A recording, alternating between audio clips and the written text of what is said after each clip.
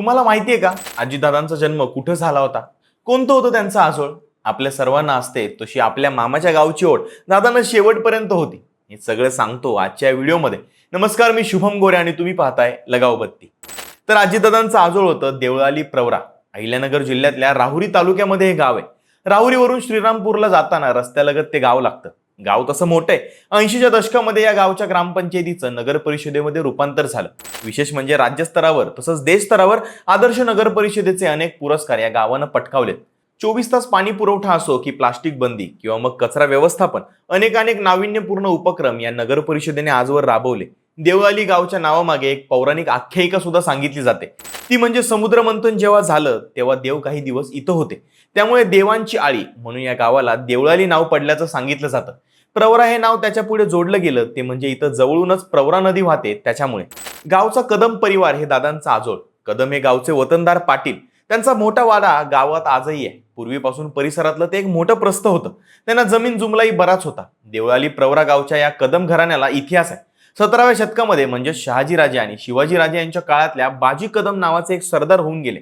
त्यांच्याशी या कदम घराण्याचा संबंध असल्याचं सांगितलं जातं. कदम घराण्याचे जुने नातेसंबंध पाहिले तर महाराष्ट्रातील अनेक मराठा सरदार आणि देशमुख घराण्याशी असलेले त्यांचे संबंध आपल्याला दिसून येतात. गावचे बळवंतराव पाटील कदम हे अजितदादांचे आजोबा म्हणजेच आई आशाताई यांचे वडील. आशाताईंचा विवाह हा बारामतीच्या अनंतराव पवारांशी झाला आणि या दाम्पत्याच्या पोटी 22 जुलै 1959 अजितदादांचा जन्म झाला. आपल्या बहुतेकांच्या सारखाच दादांचाही जन्म त्यांच्या आजोळी झाला, म्हणजेच देवळाली प्रवरा या गावी. अजितदादांना 4 मामा होते: अण्णासाहेब, मुकुंदराव, सर्जेराव आणि शरदचंद्र. विशेष म्हणजे हे संपूर्ण कुटुंब राष्ट्रीय स्वयंसेवक संघाचं होतं. अगदी जुन्या काळापासूनचे स्वयंसेवक.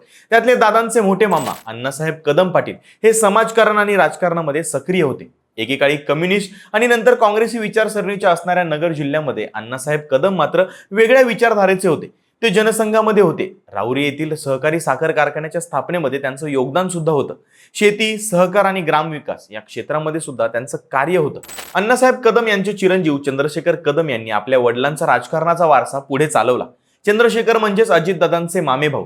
ते राहुरी विधानसभा मतदारसंघाचे आमदार होते. तसेच शिर्डी येथील श्री साईबाबा या संस्थानाचे ते उपाध्यक्ष देखील होते. त्यांचे चिरंजीव सत्यजित हे सध्या देवळाली प्रवरा या गावचे नगराध्यक्ष आहेत. विशेष म्हणजे आजतागायत ही मंडळी पूर्वीचा जनसंघ आणि नंतर भारतीय जनता पक्ष यांच्याशीच एकनिष्ठ राहिले. अजितदादा लहानपणी बारामतीवरून आपल्या आजोळी यायचे. कदम पाटलांच्या विहिरीमध्ये पोहायला जायचे. आपल्या मामे भावंडांबरोबर गोट्या खेळायचे. क्रिकेट आणि विटीदांडू यांच्यासारख्या खेळामध्ये रमायचे. त्यांच्या बऱ्याच आठवणी कदम कुटुंबीय आजही सांगतात. दादा राजकारणामध्ये सक्रिय झाल्यानंतर मात्र त्यांचं आजोळी येणं जाणं कमी झालं. तरीही नगर, राहुरी परिसरामध्ये कधीही दादांचा दौरा असला तेव्हा दादा आपल्या आजोळी नेहमी जायचे. कदम कुटुंबातील सर्वांची आस्थेने चौकशी करायचे. अजितदादांच्या जाण्याने कदम कुटुंबावरती तसंच गावावरती शोककळा पसरली. आपल्या गावच्या लाडक्या भाच्यावरती प्रेम करणारी ही मंडळी शोकसागरामध्ये बुडाली.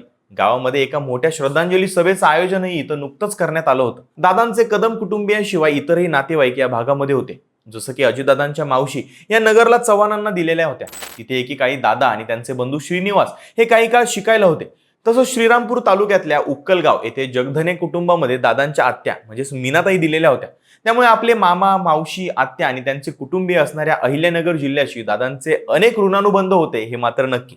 बाकी तुम्हाला हा व्हिडिओ कसा वाटला कमेंट्समध्ये नक्की सांगा आणि लगावबत्ती या युट्यूब चॅनलला सबस्क्राईब करायला विसरू नका.